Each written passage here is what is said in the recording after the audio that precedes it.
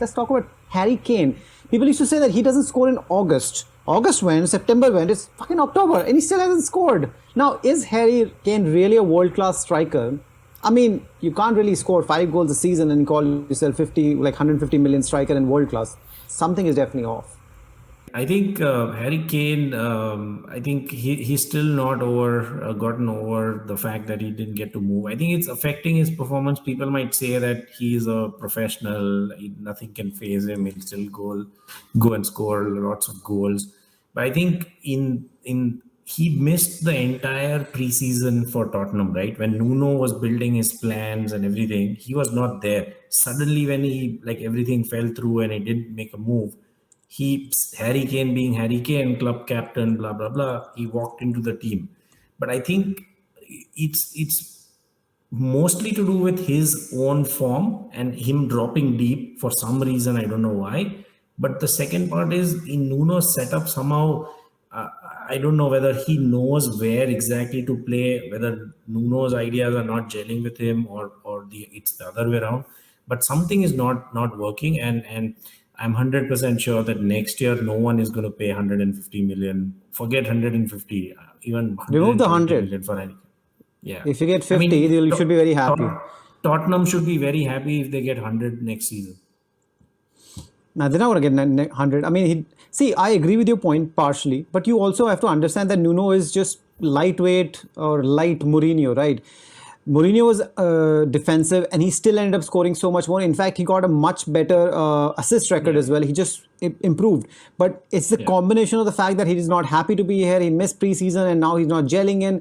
And even if you saw the last match, I don't know if you saw it, but he missed a lot of chances. Like he got a lot of chances. He missed all of them. It's just not that he's just off. People can just keep blaming on So Nuno and off-season everything. He's yeah, just off. He doesn't look like the yeah. same So there are person. He doesn't tackle people. He doesn't go through his shots at goals. It's not happening. He's not assisting. Who is stopping you from assisting? So there are both things, right? One is his form. There is a dip in his form for sure, right? He missed preseason, and he's not yet gotten into the groove and rhythm. So that is affecting his form. The other part is somehow his game has changed. Ever since Mourinho took over and started dropping deep. I mean, he has to be in the box, right? I know in the last game he got like a lot of chances, but in the other games before that, if you see, I didn't see him in the box. Like when people were crossing or passing, he was somewhere in the midfield or on the left or somewhere. He's out of position like that. I think I don't know whether it's to do with tactics or how much of that can I attribute to form. I'm not sure, but something is alright, and I mean, for Tottenham's sake, I hope he comes back, firing, and Yeah, he did score someone. 3 goals against some minnows when he came off the bench within Yeah, like 30 minutes. But I mean, there's a difference between youngest boys, let's not even talk about the young boys, youngest boys and scoring against like really a big team. I understand that you didn't probably end up seeing it, but obviously you're aware of it now what Anthony Taylor did. He gave Kyiv midfielder Denny Garmash a yellow card and he showed him a red card. And he thought it was the second yellow card he was giving him, but it was the first red card. And he was like telling him to go off. And the guy's like, what's happening? What is happening? I don't know how much this helps English referees' reputation, which is already pretty bad. People think they're shit. Do you think this was funny? Do you think this was shameful? Do you think it was both? Or you feel there was something different? I think it was funny too. When I first heard about it, I couldn't stop laughing.